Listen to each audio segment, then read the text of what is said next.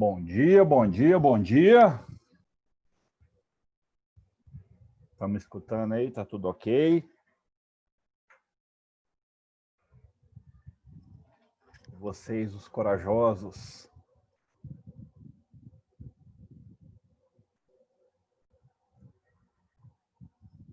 Estamos aí juntos, gente. Mais uma semana, penúltima semana, né? E hoje, em especial, eu quero deixar uma boa impressão minha para vocês, né? De ter alguma coisa mais séria em relação a mim, vocês terem uma imagem melhor minha, né? Então, hoje eu vou começar a aula de um jeito um pouco diferente, essas duas últimas semanas aí de despedida. Eu pensei em fazer alguma coisa tipo Halloween, que o Halloween é sábado, mas é muito clichê, né? Aí pensei, se eu fizer alguma coisa tipo Halloween, os meninos vão ficar com uma ideia complicada em relação a mim. Então eu pensei e fiz um negócio mais clássico, né?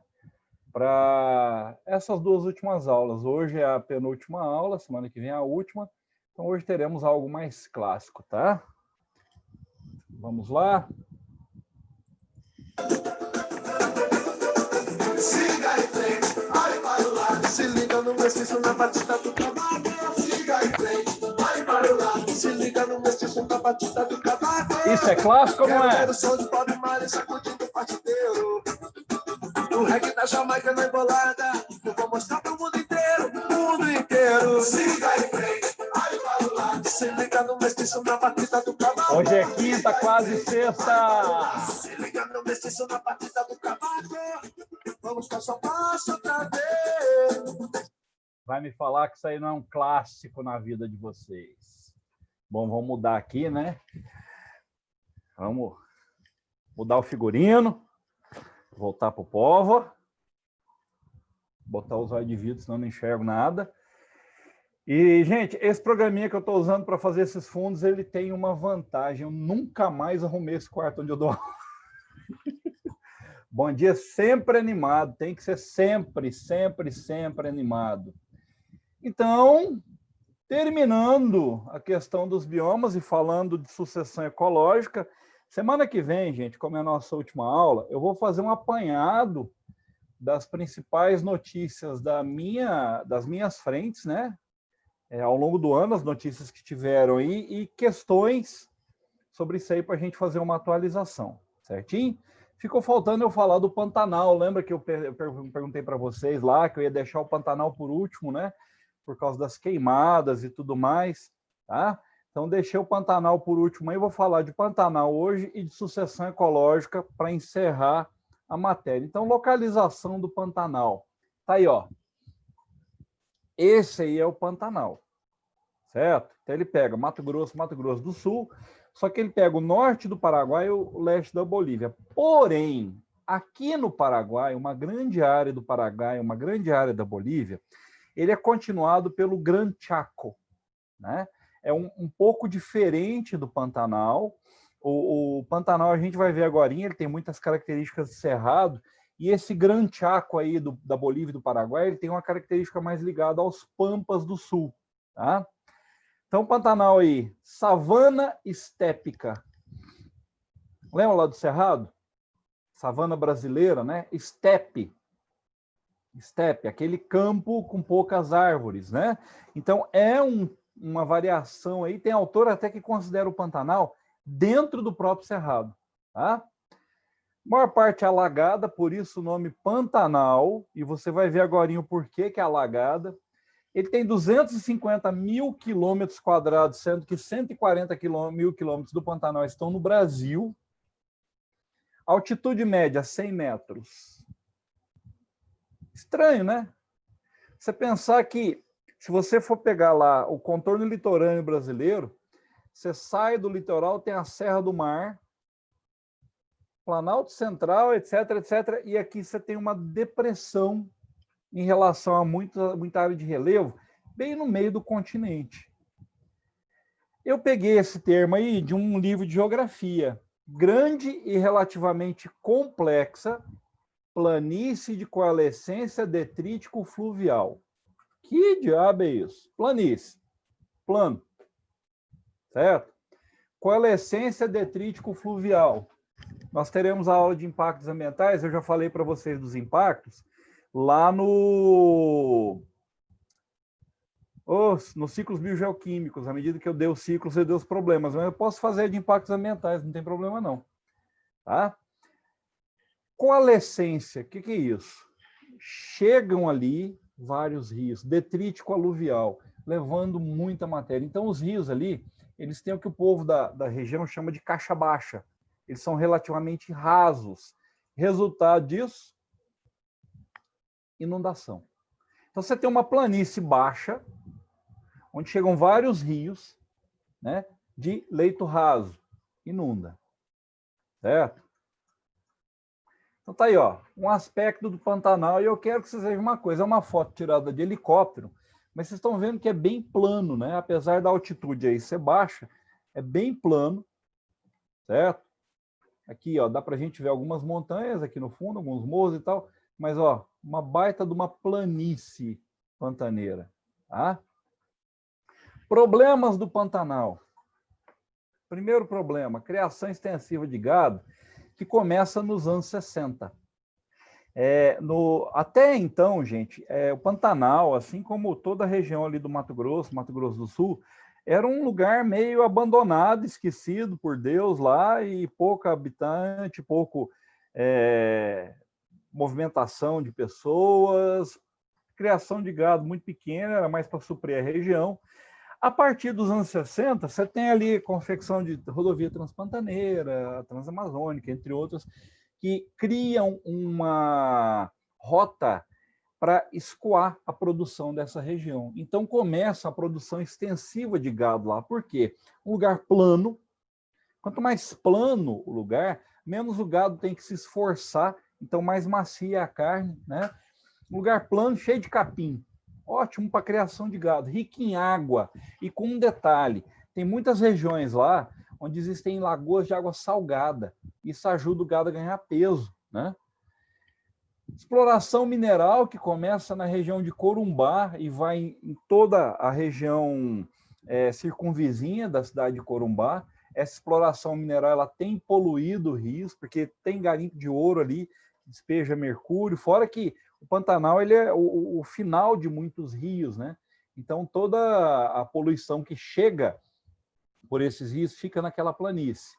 Desmatamento para produção de carvão. Lembra que é uma planície, uma savana estépica? Então, você não tem grandes árvores, você tem aquelas árvores tortuosas e tal, típica do cerrado.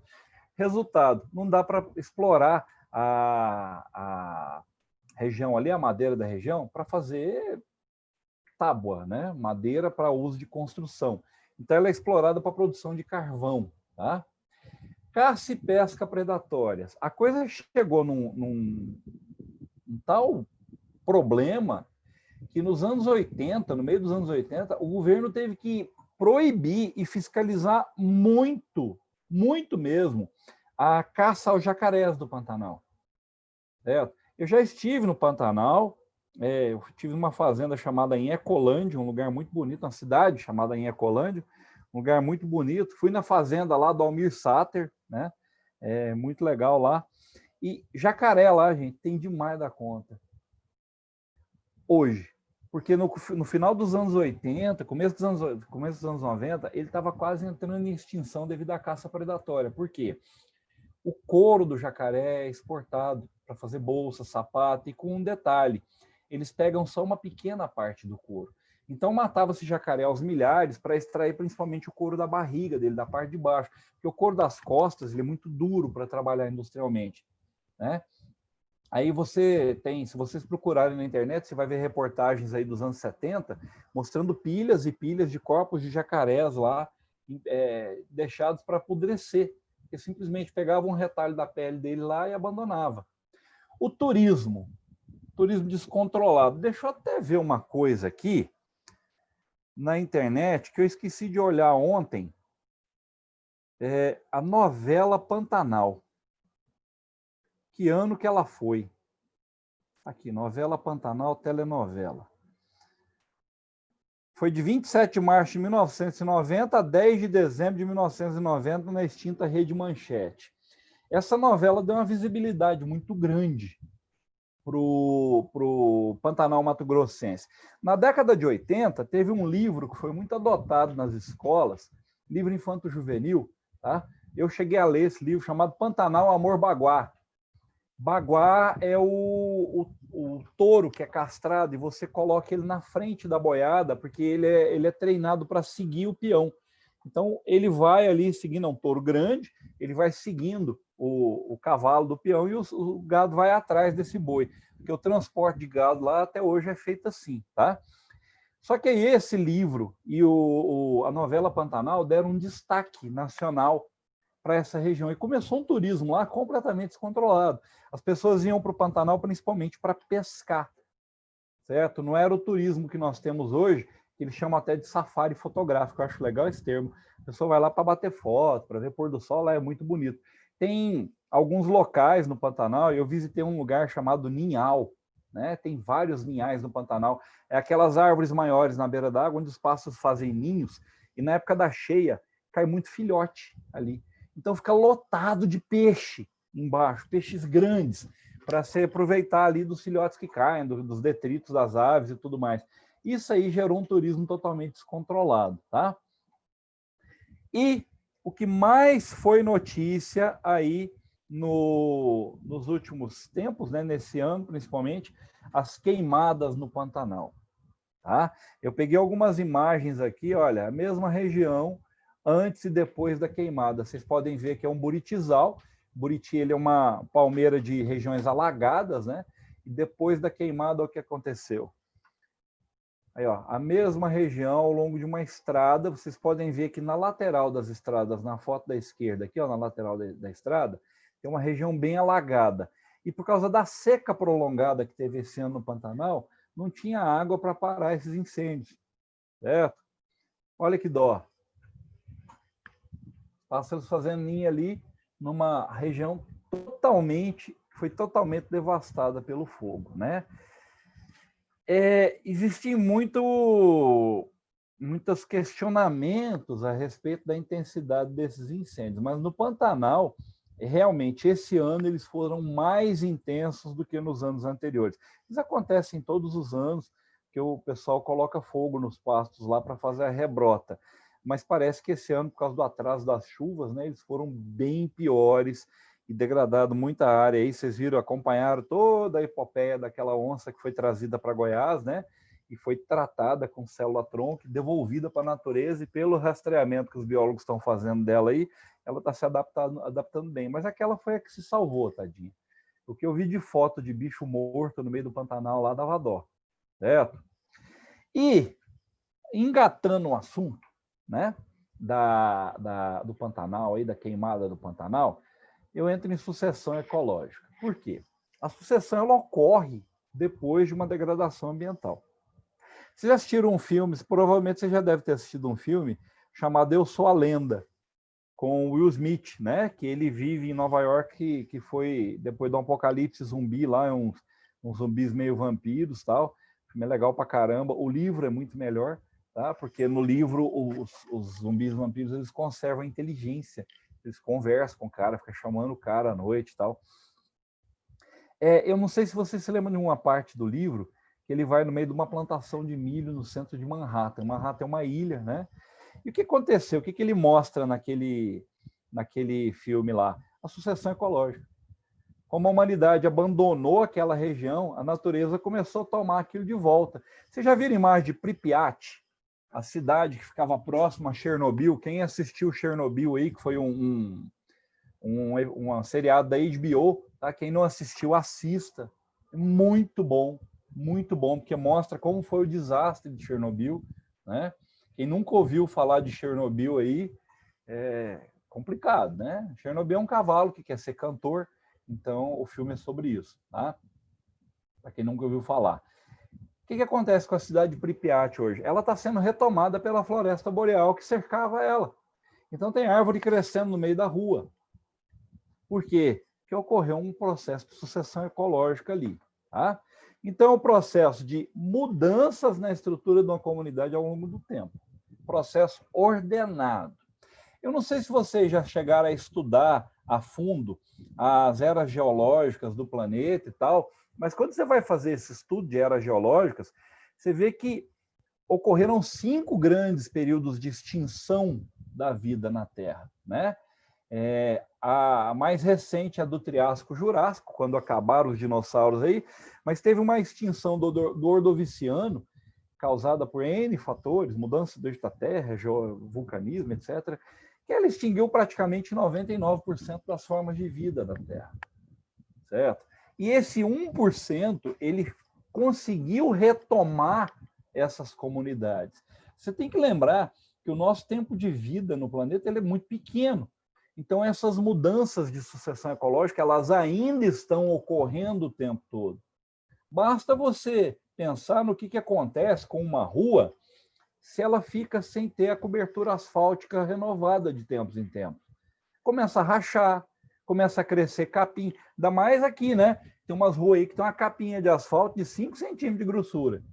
Choveu, o que atrapalha o trânsito é os pedaços de asfalto entre um buraco e outro. Certo? Por quê? Ali é a comunidade natural. Lembra que eu falei para vocês que a cidade ela é um ecossistema, né? Goiânia é um ecossistema urbano dentro do bioma cerrado. Esquisito isso, né? Pensar, é um ecossistema urbano. Sim, é um ecossistema urbano dentro do bioma cerrado, certo? E o que é o normal aqui? O que é o natural? O cerrado. O que vai acontecer se a gente abandonar a Goiânia? Ela vai ser retomada. Lembra quando eu falei para vocês lá da Amazônia, né? A cidade de Fordlândia, que o Henry Ford mandou construir para poder fazer exploração de borracha, e ela foi abandonada? A floresta está retomando, certo? Aquelas pirâmides, incas, astecas, maias, eu nunca lembro qual era o povo ali da América Central. Aquela população desapareceu, a floresta fez a sucessão ecológica lá. Tá? Se você vê fotos de pirâmides incas, astecas ou maias, eu acho que é maia, né? A última civilização, não lembro de cabeça qual foi a última aí. Aquilo lá foi desmatado, gente. Aquilo era um morro coberto de floresta, que os caras olharam e falaram, mas tá esquisito esse morro aqui, vamos cavucar? Cavucaram, acharam a pirâmide embaixo. Tá? Estão cavucando e descobrindo coisa até hoje lá. Então, esse processo aí, o que ocorre? Que tipo de mudança que ocorre? Tipo e número de espécies vão se alterar. Alteração nos microclimas. E esses microclimas, quando eles são alterados numa área muito grande, eles alteram também o macroclima. O estado do substrato, onde aquelas comunidades estão se estabelecendo, né, o chão, ou da água, onde essa comunidade se estabelece. Você imagina aí uma área de floresta, de depressão, que de repente, por um processo natural, ela começa a ser inundada e vira um lago.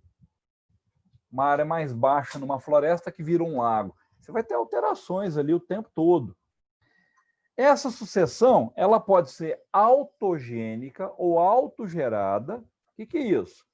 A mudança é por processo dentro do próprio sistema. Então, é mudança nos organismos que levam à mudança no sistema e vice-versa. Por exemplo, transição de um campo de agricultura abandonado até floresta madura. Vocês já repararam uma coisa? Quando você vai numa fazenda, a área de mata que tem que ter numa fazenda, ela é sempre separada da área de pasto, da área de plantio, por uma estrada. Já repararam nisso? Você tem um pasto de um lado, a mata do outro, ou plantação de café de um lado e a mata do outro da estrada. Por quê? A estrada ela não deixa a mata retomar aquela área de plantação ali. Agora, quando você abandona esse campo, ele vai virar floresta, certo? Por quê? A floresta está ali do lado. Originalmente ele era floresta, né, gente? Sucessão halogênica, quando ela é gerada por um fator externo. Por exemplo, direcionamento das mudanças por forças externas ao sistema, como mudança climática, tempestade, furacão, ação antrópica, incêndio, processo geológico, vulcão, entre outros aí. Tem que tirar esse ponto e vírgula aqui, ó. Tá errado, tá? esse ponto e vírgula não, esse parênteses aqui ficou errado, é porque os dedos são gordos, sabe? Aí é difícil no teclado aqui. Então, nesse processo aí, o que você tem? Uma mudança ocasionada por um fator externo. E você pode ver aí que geralmente é coisa catastrófica, né? Essa ação antrópica aqui, ó, ela pode ser em pequena escala. Ela pode ser um desequilíbrio ecológico causado em pequena escala, né? Mas é o que eu falei para vocês uma vez. Nossa, mas é só um copinho descartável que eu estou jogando no lixo. É só um copinho descartável que eu estou usando. Falaram 7 bilhões e 400 milhões de seres humanos. Por isso que o ideal é a gente usar copos não descartáveis, certo? Copinho descartável. Eu lembro quando a gente tinha aula lá no colégio, tinha um negocinho de copo descartável lá, né? Eu sempre carregava a garrafinha. Aquela garrafinha minha do Star Wars que eu dava aula, vocês lembram dela? Ela tem 6 anos. Ela é de metal, né? Imagina quantos copos descartáveis eu deixei de jogar, quantas forças de sucessão halogênica eu deixei de ser aí por conta disso, tá? As fases que ocorrem, isso aí, depois eu vou falar das fases SESI, série e clímax, mas primeiro as fases da sucessão ecológica aí no geral. Eu tenho mudança no tipo de ser vivo que ocorre no local ali. Então, substituição de planta, animais e outros seres que essa comunidade aí vai se modificando. Você imagina, numa pedra lá onde começa a crescer um líquen. Ali tem condição de crescer um líquen, porque o líquen é fungo na parte de baixo, ele vai degradar a rocha, mas não tem condição de crescer um capim. Não tem solo suficiente para segurar um capim ali. Aparecimento de condições para estabelecimento da próxima comunidade. Então, essa substituição, ela vai modificando o meio, a modificação da comunidade é seguida pela modificação do meio, para que outra comunidade apareça. Mudança no microclima, surgimento de novos nichos ecológicos. Então, você não tinha um nicho ali que agora tem porque está aumentando a biodiversidade. Aumento da quantidade de biomassa. Quantidade de biomassa vai aumentando ao longo da sucessão. Quando chega na comunidade clímax, no auge, tá? Comunidade clímax é tudo que nós acabamos de estudar sob o nome de bioma. Você tem o máximo de produtividade, o máximo de biomassa que aquele ambiente suporta. Por exemplo, um deserto é um bioma. O máximo de biodiversidade, de biomassa que tem no deserto é aquilo lá. Você vai ter que modificar condições abióticas para aumentar essa biodiversidade. Lembra que eu falei para vocês da produção de vinho na Caatinga? Lembra disso? Quando a gente estava estudando Caatinga? Por que os caras conseguiram produzir uva na Caatinga? Porque eles aumentaram a quantidade de água. Eles modificaram um fator abiótico que possibilitou modificar toda a comunidade. Tá? Aumenta tamanho e número de nichos ecológicos. Lembra que quanto maior a variedade de nichos ecológicos que você tem no local, maior é a biodiversidade. Ocorre formação de teias cada vez mais complexas. Eu até fiz uma brincadeira com vocês, quando eu fui dar aula de teia alimentar. Eu falei assim, a criação de gado no interior do Pantanal mato-grossense, ela interfere a pesca do bacalhau na Noruega. Por quê? Porque essas teias são interligadas, o planeta é um só, a Terra é um só, uma só. É um sistema fechado, né? Interações ecológicas entre essas comunidades e entre os organismos dessa comunidade aumenta. Vamos pensar em 2 ambientes, tá? Vocês estudaram na geografia e eu dei uma pincelada com vocês aqui.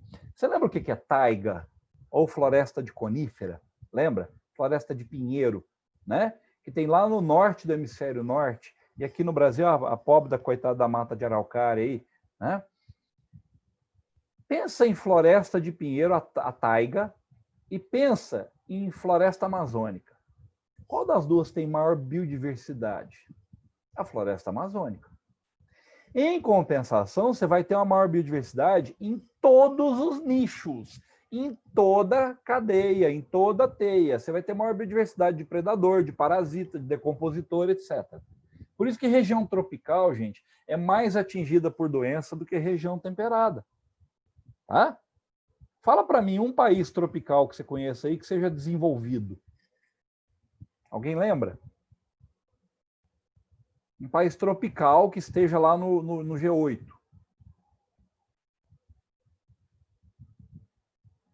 Alguém lembra aí? Tem alguém aí? Onde você tem grande biodiversidade de parasitas, gente, complicado as coisas, viu? Aumento da diversidade de espécies. Essa sucessão, como ela aparece e começa a ter novos nichos, os nichos vão ser ocupados por outras espécies. Onde é que vem essa espécie? De uma área próxima. Lembra da ecótone, a área de transição?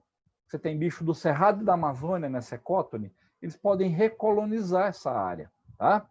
Aumento da estabilidade das comunidades. Então, essa comunidade ela vai desenvolvendo, vai modificando o ambiente físico, vai modificando todas as condições ali e vai ficando estável. Até você ter um macroclima aí mais estável, né? Eu tenho muitas relações ecológicas, muita capacidade de... Olha essa última frase aí. Conferindo maior capacidade de homeostase à comunidade. O que é isso? Ela consegue se equilibrar sozinha. Então, uma pequena interferência ali não vai fazer tanto estrago. Por isso que ilha tem um ecossistema tão frágil. Quando a gente estuda biologia, você estuda tem uma parte da ecologia geral que a gente estuda, chamada ecologia de ilhas. Ilha é extremamente frágil, porque ela é limitada, ela é pequena. Principalmente se ela estiver muito longe do ambiente. Vocês viram Galápagos? Como é que você anda em Galápagos? Você anda em Galápagos em plataformas suspensas para não desestabilizar o solo, porque é muito frágil lá. Aí, quando chega no topo, eu tenho uma diminuição da produtividade líquida. Porque lá no grande bioma, que é o máximo de desenvolvimento que a comunidade atinge, eu tenho uma produção igual ao consumo. Eu tenho uma maior quantidade de seres vivos, que lindo, só que eu vou ter um maior consumo também. Então, essa produtividade líquida, ela vai ficando muito próxima de zero. Lembra por que a Amazônia não é o pulmão do mundo? Porque o que ela produz, ela consome. Quem que é o pulmão do mundo? As algas. Por quê? Porque 75% da Terra é coberta por água e o fitoplâncton está presente nessa água. E o oxigênio que ele produz, que ele não tem corpo de consumo, né? Toda parte de uma alga ela faz fotossíntese, isso vai para a atmosfera, certo? Produtividade líquida diminui, diminui, diminui, a comunidade cresce mais lentamente e no final do processo eu tenho a produção praticamente igual ao consumo, certo? Agora, os tipos de sucessão ecológica que a gente estuda. Sucessão primária.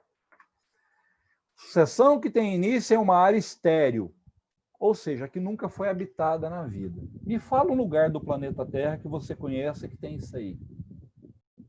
Tem? É constante isso hoje? Não. Então, você não tem ali nem resto orgânico, nem matéria orgânica, nem resto de nada. Por exemplo, uma rocha nua. Você imagina, você tem um barrancão de pedra lá, de repente ele tem um tremor, ele cai e ele forma uma rocha grandona ali à beira-mar. Áreas de lava vulcânica resfriada são onde ocorre sucessão primária hoje no planeta Terra, tá? Eu quero pegar um exemplo aqui para vocês. Então tá aqui, ó, a sucessão primária começando numa rocha.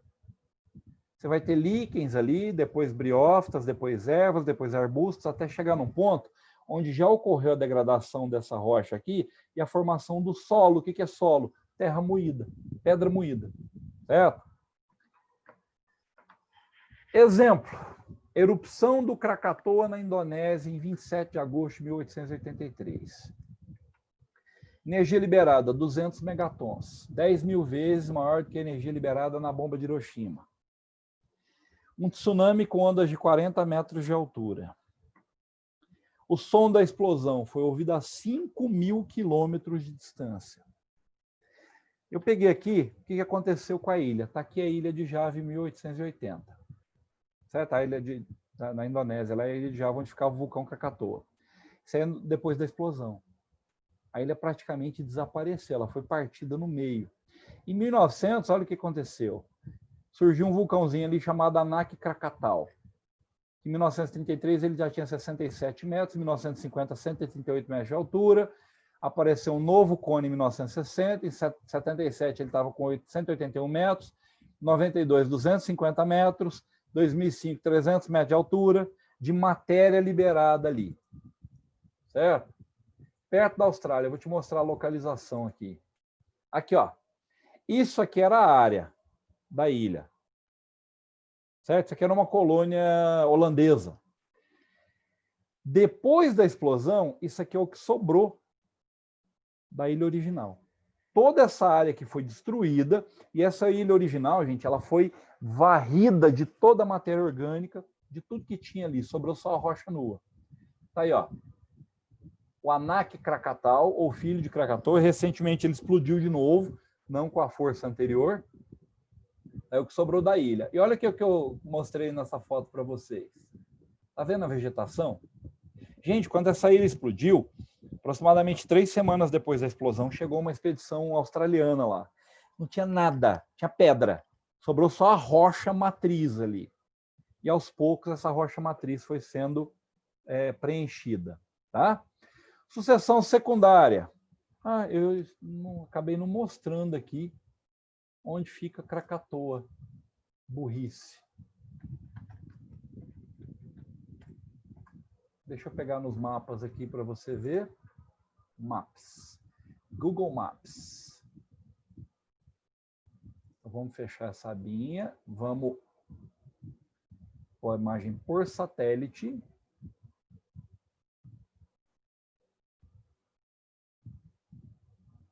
Vamos diminuir o zoom aqui, aumentar o zoom. Vou compartilhar com vocês agora uma tela do Chrome. Aqui. Tá vendo onde é que fica aí? Aqui, ó. Austrália, Índia, Vietnã, Laos, Camboja, Coreia, Japão. Aqui, ó. Sobrou essa coisinha aqui, ó. Esse é o vulcão atual, tá? Esse aqui é o resto da antiga ilha. Aqui, ó. O resto da antiga ilha. Esse é o vulcão atual, filho de Krakatoa. Deixa eu voltar lá para os meus slides. Vou falar de sucessão secundária. Secreção secundária é ótimo. A sucessão secundária, onde é que ela ocorre? Já um local onde tinha uma comunidade, ela foi retirada, sobrou um substrato modificado, aí ela vai ser reocupada. Lembra da savanização da Amazônia que eu te falei lá? Nas áreas de queimada ela está virando cerrado? É uma sucessão secundária. Tá? Por exemplo, depois de um desmatamento, de uma queimada, em represa formada para hidroelétrica, para açude, certo? Tudo isso aí é sucessão secundária. Então aí, ó, uma área de queimada, certo? Onde você está vendo aí a rebrota. Pode ser que esse ambiente seja totalmente modificado. Tá? As fases da sucessão, a ecese, a fase pioneira, a colonização do ambiente. As espécies são espécies pioneiras. O que é uma espécie pioneira? É uma espécie rústica, ou seja, ela é bruta, sistemática, sobrevive em qualquer ambiente. Ela é uma espécie com grande capacidade de dispersão, tem que ser dispersa principalmente pelo vento, e ela vai criar condições ali para modificar o ambiente e produzir matéria orgânica, modificar o meio. Então, é uma coisa meio lenta. Aí, ó, eu tenho líquen, briófitas, lembra das briófitas? Em cima de rochas. Elas estão aqui aos poucos, com os rizoidezinhos dela, degradando essas pedras e transformando essas pedras em terra. É um processo geológico, demora muito tempo. Está aqui, ó, a ecese. Então, a comunidade pioneira é a ecese. É a mais difícil. Tá? Por quê? Você chega num ambiente inóspito. Tem que colonizar a partir do nada. Aí vem as séries. Você está vendo que está no plural? Séries. São várias comunidades que vão se fazendo uma transição. São comunidades de transição. A espécie pioneira modificou o meio. Aí você tem a instalação de novas espécies. Esse processo vai ocorrer à medida que um grupo de espécies mudar o meio e proporcionar a mudança para outro grupo acontecer. Por isso que são várias séries acontecendo num processo de sucessão ecológica. Esse processo aí é o que a gente usa na agricultura. Quando eu desmato uma área para plantar, aquela plantação minha é uma série. Depois que eu colhi, eu desmato aquela área, por exemplo, plantei milho. Colhi o milho, eu tiro os pés de milho ali e planto de novo.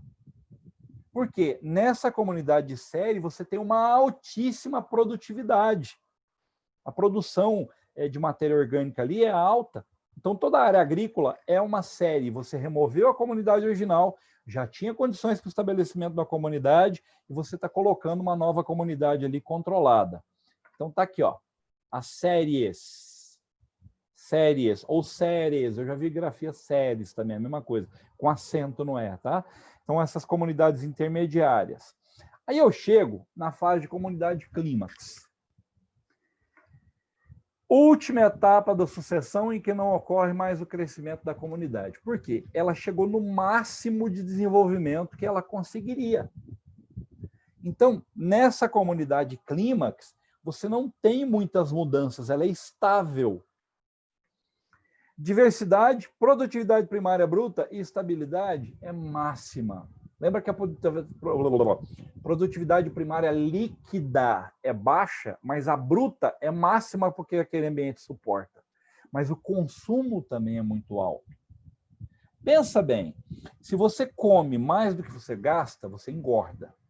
Se você come menos do que você gasta, você emagrece. Se você come o mesmo tanto que você gasta, você mantém. Então, nessa comunidade clímax, como você tem uma produtividade primária bruta alta, mas também tem uma taxa de respiração celular alta, a produtividade primária líquida é baixa.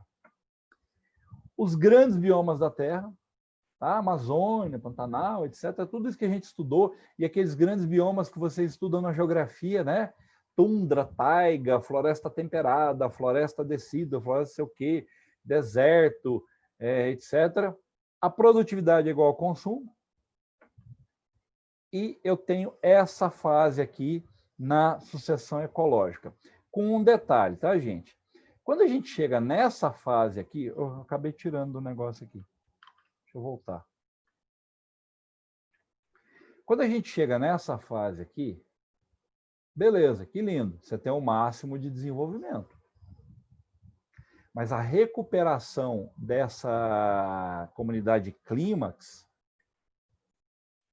por ela mesma, ela também é lenta. Principalmente se você não deixar áreas em volta com a comunidade clímax anterior. Eu expliquei para vocês uma vez que você pode explorar madeira na Amazônia de maneira sustentável. Como assim, professor? Você pega uma área de, sei lá, 100 hectares. Aí você divide essa área em quadrados de 1 hectare cada. Certo? Esse ano você explora um quadrado, o quadrado mais da ponta. Ano que vem, você vai pular o quadrado do lado dele e vai passar para o que seria o terceiro quadrado, que fica o negócio 10 por 10, né? Então você explorou o primeiro, pula o segundo, explora o terceiro. Pula o quarto, explora o quinto. Pula o sexto, explora o sétimo. Pula o oitavo, explora o nono. Pula o décimo, vai para o de baixo. Quando você chegar no final, você já deu tempo suficiente para aquele primeiro quadrado que você explorou recuperar. Então, é um processo de exploração no ambiente, de uma comunidade clímax, que é sustentável. Você dá tempo para ela recuperar o que ela perdeu ali naquela exploração. Tá? São os projetos que o IBAMA hoje aprova em termos de desenvolvimento sustentável. Beleza? Alguma dúvida, queridos? Temos 1 minuto aí.